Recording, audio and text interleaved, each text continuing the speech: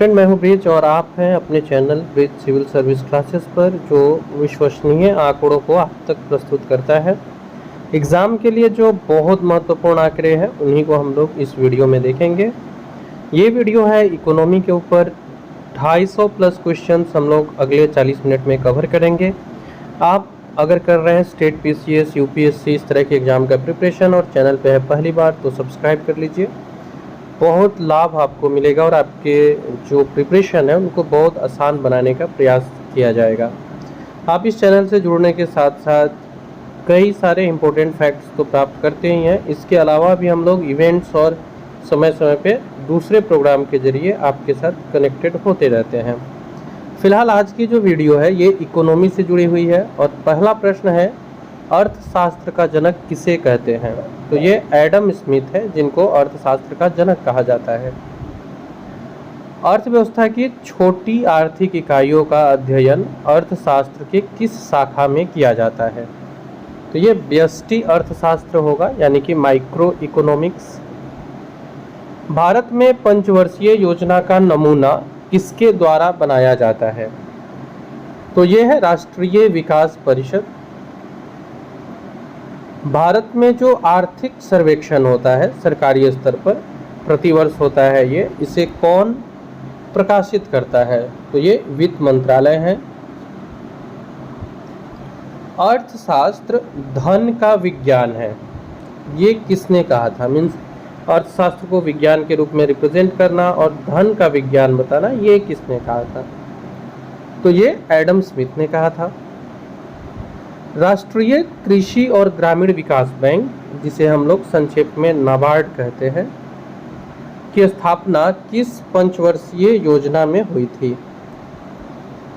तो ये पंचवर्षीय योजना 6 है जिसमें हुई थी, छठी पंचवर्षीय योजना में। भारत में राष्ट्रीय आय की गणना किसके द्वारा की जाती है? तो इसके लिए केंद्रीय सांख्यिकी संगठन है। आप इसका पूरा नाम अभी जो बदलने के बाद हुआ है वो कमेंट बॉक्स में बताइएगा अगर आप जानते हैं तो। एट द एंड वीडियो में मैं उसके बारे में चर्चा करूंगा। समष्टि अर्थशास्त्र यानी कि मैक्रो इकोनॉमिक्स को अर्थशास्त्र की एक अलग शाखा के रूप में प्रारंभ करने का जो श्रेय है वो जॉन मेनार्ड किन्स को जाता है। भारतीय अर्थव्यवस्था का प्रकार कौन सा है? मीन्स किस प्रकार की अर्थव्यवस्था के रूप में भारतीय अर्थव्यवस्था को गिनते हैं? तो आप ये जानते हैं कि 3 प्रकार की अर्थव्यवस्था होती है, विकसित, विकासशील और अविकसित। भारत की जो अर्थव्यवस्था है वो डेवलपिंग है, यानी विकासशील अर्थव्यवस्था है। भारतीय अर्थव्यवस्था की मुख्य विशेषता क्या है? तो सबसे पहले कृषि प्रधान है ये। हमारे यहाँ प्रति व्यक्ति जो आय है वो न्यूनतम है अभी, और बेरोजगारी बड़ी मात्रा में पाई जाती है। मिश्रित अर्थव्यवस्था की संकल्पना किस अर्थशास्त्री के विचार से प्रेरित है? तो ये J.M. किन्स यानी जॉन मेनार्ड किन्स के विचारों से प्रेरित है। एक टर्म है बंद अर्थव्यवस्था, क्लोज्ड इकोनॉमी। इसका क्या अर्थ है? तो ये आयात निर्यात गतिविधियों का न होना बंद अर्थव्यवस्था कहलाता है। अर्थव्यवस्था में उच्च स्तरीय निर्णय लेने वाले संस्थान को किस क्षेत्र के अंतर्गत रखते हैं? तो ये 5वीं क्षेत्र के अंतर्गत आती है। अर्थशास्त्र के क्षेत्र में पहला नोबेल पुरस्कार किस वर्ष प्रदान किया गया था? तो ये वर्ष था 1969। अर्थशास्त्र के क्षेत्र में पहला नोबेल पुरस्कार। अर्थशास्त्र में नोबेल पुरस्कार प्राप्त करने वाले भारतीय मूल के पहले व्यक्ति कौन थे? तो ये डॉक्टर अमर्त्य सेन जी थे। इन्होंने सबसे पहले भारतीय मूल से इकोनॉमी के क्षेत्र में नोबेल पुरस्कार अर्जित किया था। राष्ट्रीय आय और प्रति व्यक्ति आय एक निर्धारित स्तर से ऊपर किस देश में पाई जाती है? तो वे देश जिनकी अर्थव्यवस्था विकसित है। हस्तक्षेप के सिद्धांत को किसने प्रतिपादित किया? तो एडम स्मिथ है। राष्ट्रीय विकास समिति के अध्यक्ष भारत के प्रधानमंत्री होते हैं। क्योंकि अब एग्ज़ाम में बहुत कम दिन बचे हुए हैं तो हम लोग समय न गंवाते हुए आप कह सकते हैं कि रैपिड फायर मोड में ज़्यादा से ज़्यादा क्वेश्चंस को आप तक, इन्फॉर्मेशन को आप तक लाने का प्रयास रहता है। पहला पंचवर्षीय योजना बहुत इंपॉर्टेंट है, ये कई बार एग्जाम में पूछे गए हैं। ये हेराल्ड डोमर मॉडल पर आधारित है। गांधीवादी अर्थव्यवस्था किस सिद्धांत पर आधारित है? तो ये न्यास के सिद्धांत पर आधारित है। समाजवादी अर्थव्यवस्था, अभी ऊपर हम लोगों ने पढ़ा था मिश्रित अर्थव्यवस्था किनके विचारों से निकला, तो वो किन्स महोदय थे। आपका जो पूंजीवादी है वो एडम स्मिथ का है। समाजवादी अर्थव्यवस्था को किनके विचार पर आधारित है, या समाजवादी अर्थव्यवस्था के जनक के रूप में जो जाने जाते हैं वो है कार्ल मार्क्स। भारतीय अर्थव्यवस्था के उदारीकरण का अग्रदूत किसे कहा जाता है? तो ये डॉक्टर मनमोहन सिंह जी को कहा जाता है। किस पंचवर्षीय योजना में आर्थिक विकास दर सबसे कम रही थी? तो ये तीसरी पंचवर्षीय योजना में सबसे कम रही थी। विवाद से विश्वास योजना का संबंध किससे है? तो जो विवादित कर है, विवादित कर की जो राशि है उसके भुगतान से जुड़ा हुआ है।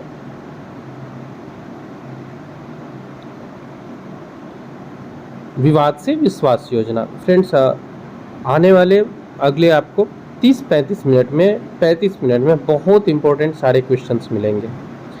आप इन सबको याद करके आप ऐसा फील भी करेंगे, अगर आपने प्रीवियस ईयर एग्ज़ाम दिया है या इस बार जब आप एग्ज़ाम देने बैठेंगे तो आपको लगेगा कि यहाँ से कुछ क्वेश्चंस आपको मिलेंगे, ज़रूर मिलेंगे आपके एग्ज़ाम हॉल के जो क्वेश्चंस रहेंगे उसमें।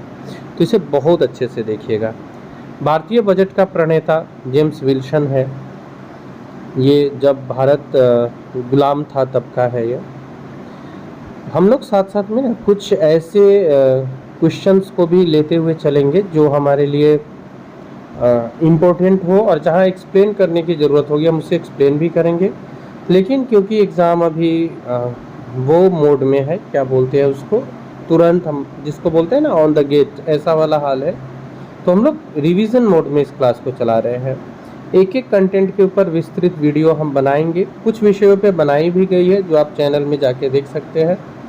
अलग अलग प्लेलिस्ट बना हुआ है, आप वहाँ से उसका लाभ ले सकते हैं। अभी जो है, जो समय का डिमांड है, इसको देखते हुए हम लोग क्विकली और ज़्यादा से ज़्यादा इन्फॉर्मेशन रिवीजन मोड में कवर कर रहे हैं। चलिए हम लोग अपने अगले प्रश्न पे आते हैं। भारत का पहला बजट कब प्रस्तुत किया गया था? तो ये 18 फरवरी 1860 को प्रस्तुत किया गया था। भारतीय संविधान सरकार को किस अनुच्छेद के अंतर्गत सार्वजनिक बजट बनाने की अधिकारिता प्रदान करते हैं? तो अनुच्छेद 112 है, लेकिन बजट का उसमें कोई वर्णन नहीं है, ये याद रखिएगा। स्वतंत्र भारत का पहला बजट प्रस्तुत किया था आर.के. षणमुखम शेट्टी ने। भारत में बजट जनरली जो प्रस्तुत होता है वो 1 फरवरी को प्रस्तुत होता है। निर्मला सीतारमण भारत की पहली पूर्णकालिक महिला वित्त मंत्री है, पहली महिला वित्त मंत्री। वैसे वित्त मंत्रालय का काम इंदिरा गांधी ने भी किया हुआ है, बजट वगैरह प्रस्तुत की हुई हैं वो, लेकिन पूर्णकालिक जो महिला वित्त मंत्री है वो पहली निर्मला सीतारमण ही है। भारत का पहला अंतरिम बजट किसने प्रस्तुत किया था और कब? तो ये मोरारजी देसाई ने 1962-63 में। भारत में शून्य आधारित बजट राजीव गांधी जी ने सबसे पहले प्रस्तुत किया था। प्रभावी राजस्व घाटा किसके द्वारा प्रस्तुत किया जाता है? प्रभावी राजस्व घाटा लोक लेखा समिति द्वारा प्रस्तुत किया जाता है। भारतीय संविधान में कृषि को किस सूची के अंतर्गत रखा गया है? तो ये राज्य सूची के अंतर्गत है। अनुसूची पूछे तो 7वीं अनुसूची के अंतर्गत आती है ये। 7वीं अनुसूची जो है इसमें 3 अलग अलग सूचियों का वर्णन है। औद्योगिकीकरण के प्रक्रिया तीव्र होने के साथ साथ अर्थव्यवस्था के किस क्षेत्र का अंश कम होता जाता है? तो जैसे जैसे औद्योगिकीकरण की प्रक्रिया तीव्र होती है, कृषि का जो अंश होता है वो कम होते जाता है। ऊपर हम लोगों ने एक टर्म देखा था अंतरिम बजट, आप उसको बिल्कुल जानते ही होंगे। अंतरिम बजट क्या होता है? जब पूरी तरह से सरकार पावर में नहीं हो, मीन्स रिसेंट में इलेक्शन आने वाले हो और 1 वर्ष के अंदर अगले 1 साल तक के लिए हम योजना नहीं बना पा रहे क्योंकि चुनाव होने हैं थोड़े ही दिनों में। तो ऐसे परिस्थिति में जब चुनाव होने रहते हैं तो फरवरी महीने से चुनाव के बीच के समय के लिए, जब तक कि चुनाव होकर निर्णय आएंगे, सेटल्ड होगा संसद, तब तक के लिए एक बजट प्रस्तुत किया जाता है। वही बजट होता है अंतरिम बजट। इस बार अंतरिम बजट प्रस्तुत किया गया था और फुल बजट आफ्टर इलेक्शन, जब सरकार का गठन हुआ उसके बाद प्रस्तुत किया गया। ज्ञान आधारित उद्योग की संज्ञा किसे दी जाती है? तो सूचना प्रौद्योगिकी को। निजीकरण से क्या आशय है? तो निजीकरण का अर्थ होता है निजी क्षेत्र का जो स्वामित्व है और प्रबंधन है उसका हस्तांतरण हो। मेक इन इंडिया कार्यक्रम का लोगो क्या है? तो ये एक लायन है, शेर। उद्योग में लघु क्षेत्र के लिए वस्तुओं को आरक्षित करने की अनुशंसा किस समिति ने की थी? उद्योगों में लघु क्षेत्र के लिए वस्तुओं को आरक्षित करने की अनुशंसा आबिद हुसैन समिति ने की। भारत में मिल निर्मित कपड़े का सर्वाधिक उत्पादन गुजरात करता है। भारत सरकार द्वारा महारत्न योजना दिसंबर 2009 में प्रारंभ हुआ। सूचना क्रांति के जनक की संज्ञा आर्थर सी क्लार्क को दी गई है। मीरा सेठ समिति किससे जुड़ी हुई है? तो ये मीरा सेठ समिति जो है वो हथकरघा के विकास से जुड़ी हुई है। भारत में गरीबी के अनुमानों का आधार है परिवार का उपभोग व्यय। किस पंचवर्षीय योजना में आर्थिक विकास दर सबसे अधिक थी? तो 11वीं पंचवर्षीय योजना में थी। सकल घरेलू उत्पादन जीडीपी में जो परिवर्तन की दर है उसे क्या कहते हैं? तो ये आर्थिक विकास दर होता है। जीवन की भौतिक गुणवत्ता सूचकांक का प्रतिपादन किसने किया था? तो ये मॉरिस थे। इन्होंने physical quality of life index PQLI को प्रतिपादित किया था। आर्थिक विकास के मापन हेतु क्रय शक्ति समता विधि का प्रतिपादन किया था GR कैंसिल ने। मानव विकास सूचकांक के 3 मुख्य घटक कौन कौन से हैं? तो ये जीवन प्रत्याशा है, शैक्षिक स्तर है और प्रति व्यक्ति सकल घरेलू उत्पाद है। राष्ट्रीय आय लेखा प्रणाली के जन्मदाता साइमन कुजनेट्स है। वर्ष 1949 में भारत सरकार द्वारा नियुक्त राष्ट्रीय आय समिति के अध्यक्ष PC महालनोबिस है।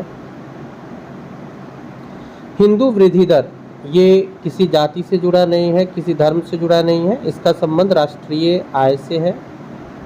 सकल राष्ट्रीय उत्पाद जो होता है वो राष्ट्रीय उत्पादों का मूल्य मापन होता है। पूंजीवादी अर्थव्यवस्था का मुख्य लक्षण क्या है? तो आपको पूंजीवादी अर्थव्यवस्था में निजी स्वामित्व देखने को मिलता है, जबकि मिश्रित अर्थव्यवस्था में सरकारी और निजी दोनों क्षेत्र का सह अस्तित्व होता है। जनसंख्या का सिद्धांत माल्थुस ने दिया। प्रत्यक्ष कर का उदाहरण है इनकम टैक्स।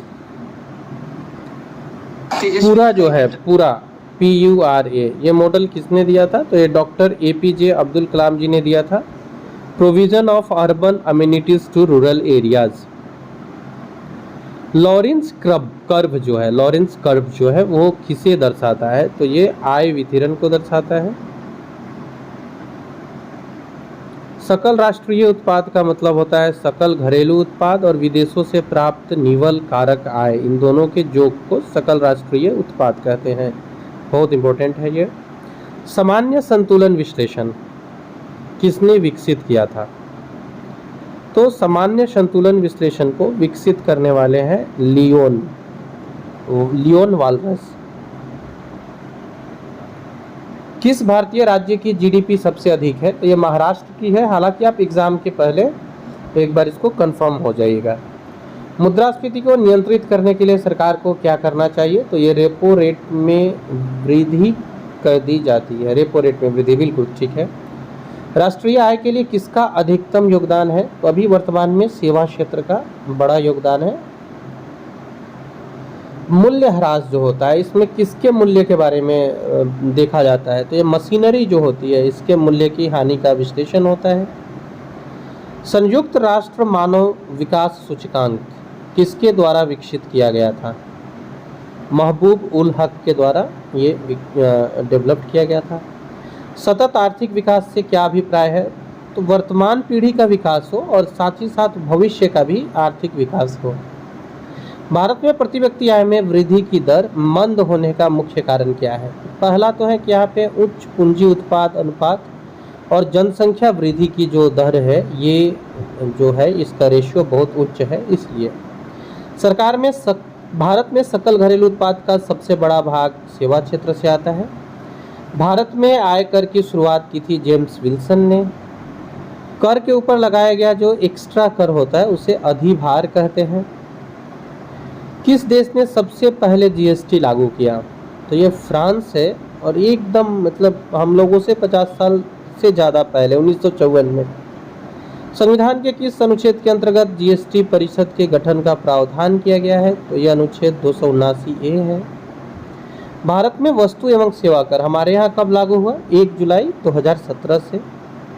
लैफर्ड कर्व जो है वो क्या प्रदर्शित करता है? तो ये कर से राजस्व की प्राप्ति और कर के दर के बीच संबंध को प्रदर्शित करता है। भारत में बैंकों का पहली बार राष्ट्रीयकरण किस वर्ष किया गया? तो ये 1969 है। वे कौन भारतीय है जिसने भारत में सर्वप्रथम प्रति व्यक्ति आय का आकलन किया? तो ये दादा भाई नौरोजी है।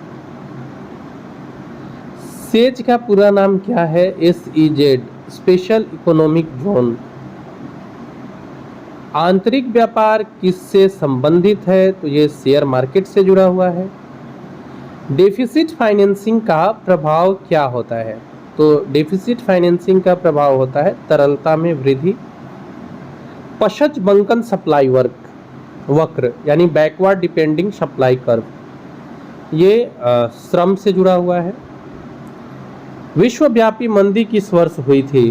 तो ये 1929 में हुई थी, और इसी समय ना किन्स के वो मिश्रित अर्थव्यवस्था का आप कह सकते हैं कि विचार आगमन हो रहा था। स्टॉक बाजार का विनियम और पर्यवेक्षण भारत में सेबी करता है। बाजार अर्थव्यवस्था वह होती है जो सरकारी नियंत्रण से मुक्त रहे, इसको बाजार अर्थव्यवस्था बोलते हैं। आर्थिक विकास का प्रचार क्या है? तो प्रति व्यक्ति मौद्रिक आय है। महात्मा गांधी की राम राज्य की संकल्पना क्या है? तो यह राज्य विहीन समाज है। व्यक्तिगत व्यय योग्य या प्रायोज्य? एक मिनट में इस क्वेश्चन को देखता हूं। पर आयकर व्यक्तिगत आय या प्रत्यक्ष कर है। सकल घरेलू उत्पाद डिफेल्टर शब्द किसके मध्य अनुपात को बताता है? तो नॉमिनल जीडीपी और वास्तविक जीडीपी के बीच जो अनुपात होता है ये बताता है जीडीपी के डिफेल्टर को। किसी देश में उत्पादन किए गए संपूर्ण सामान और सेवाओं का मूल्य क्या कहलाता है? तो ये जीडीपी कहलाता है। गिल्ट एज मार्केट ये क्या होता है? तो ये सरकारी प्रतिभूतियों का बाजार होता है। एचडीआई किन 3 क्षेत्रों में विकास का मापक है? तो स्वास्थ्य, शिक्षा और आय, इन 3 क्षेत्रों में विकास का मापक होता है। शुद्ध घरेलू उत्पाद प्राप्त किया जाता है सकल घरेलू उत्पाद से मूल्यह्रास को घटाकर। भारतीय बाजार का वॉचडॉग किसे कहा जाता है? वॉचडॉग मीन्स ख्याल रखने वाला, तो यह सेबी होता है। निगम कर किस पर लगाया जाता है? तो घरेलू एवं विदेशी दोनों कंपनियों पर लगाया जाता है। भारतीय जीएसटी मॉडल किस देश के उपभोग वैट मॉडल पर आधारित है? तो ये कनाडा है। काले धन को सफेद करने की प्रक्रिया क्या कहलाती है? ये मनी लॉन्ड्रिंग कहलाती है। प्रत्यक्ष करों की प्रवृत्ति कैसी होती है? तो ये प्रगतिशील कर की होती है। अप्रत्यक्ष कर किस प्रवृत्ति के होते हैं? तो ये प्रतिगामी प्रवृत्ति के होते हैं। निष्पादन बजट की अवधारणा किस देश से ली गई है? तो ये संयुक्त राज्य अमेरिका से ली गई है। भारत में आर्थिक समीक्षा को तैयार करने के लिए कौन उत्तरदायी होता है? तो ये वित्त मंत्री उत्तरदायी होते हैं। भारत में राजकोषीय नीति को कौन निर्धारित करता है? तो ये वित्त मंत्रालय निर्धारित करते हैं। वित्तीय वर्ष 1973-74 के लिए पेश किए गए आम बजट को क्या कहा जाता है? उसको ब्लैक बजट के नाम से बुलाते हैं, याद रखिएगा। 1973-74 का जो बजट था इसको ब्लैक बजट बोला गया। शून्य आधारित बजट को किस नाम से जाना जाता है? तो इसे सूर्यास्त बजट भी कहते हैं। आर्थिक मंदी के दौरान राजकोषीय नीति के अंतर्गत कौन सा उपाय अपनाया जाता है? तो ये करों में वृद्धि का उपाय है। केंद्रीय बागवानी संस्थान नागालैंड में है। 1 हेक्टेयर से कम कृषि भूमि सीमांत जोत कहलाती है। कृषि क्षेत्र में सर्वाधिक वृद्धि दर 8वीं पंचवर्षीय योजना में प्राप्त हुई थी। 8वीं पंचवर्षीय योजना बहुत इंपॉर्टेंट हो जाती है ये कृषि क्षेत्र में सर्वाधिक वृद्धि दर के लिए। 8 उद्योग जो कोर उद्योग के नाम से दर्जा प्राप्त है वो है कच्चा तेल, पेट्रोलियम, रिफाइनरी, प्राकृतिक गैस, उर्वरक, कोयला, विद्युत, सीमेंट तथा तैयार इस्पात। भारत में लघु स्तर का सबसे मुख्य उद्योग कौन सा है? तो ये हथकरघा उद्योग है। भारत में लघु स्तर व कुटीर उद्योगों को प्रोत्साहित करना क्यों आवश्यक है? तो रोजगार के अवसर में वृद्धि करता है। दांडेकर रथ फॉर्मूला किससे जुड़ा हुआ है? तो गरीबी रेखा के निर्धारण से है। भारत में अधिकांश बेरोजगारी किस श्रेणी की है? तो संरचनात्मक। और गरीबी क्षमताओं का अभाव है, यह कथन किसका है? तो ये हमारे प्रोफेसर अमर्त्य सेन जी का है। राष्ट्रीय स्वास्थ्य बीमा योजना किस मंत्रालय के अंतर्गत आता है? तो ये आता है श्रम एवं रोजगार मंत्रालय के अंतर्गत। तो ये 116वें प्रश्न को हम लोगों ने सोल्व किया। हम लोग एक और वीडियो इसको लेकर के बनाएंगे जिसमें हम लोग पूरे 250 प्लस क्वेश्चन को सोल्व करेंगे। आज हम लोग अपने प्रश्न का जो इन्फॉर्मेशन जो हम आप तक शेयर करते हैं उसके ये आखिरी प्रश्न को करेंगे। यहाँ से हम लोग फिर नेक्स्ट टाइम कंटिन्यू करेंगे। 117 नंबर प्रश्न है, जीवन की भौतिक गुणवत्ता को सर्वाधिक उपयुक्त आकलन किस पर आधारित है? तो ये शिशु मृत्यु दर तथा साक्षरता पर आधारित है। सो फ्रेंड्स, आज के लिए ये रहा। हम लोग आज 20 मिनट में 117 प्रश्न को हल किए हैं। अगले 20 मिनट में हम लोग थोड़े और स्पीड से कवर करेंगे और 250 प्लस क्वेश्चंस को कंप्लीट करेंगे। फिलहाल इकोनॉमी के वीडियो में इतना ही। मिलते हैं अगले इंपॉर्टेंट वीडियो के साथ।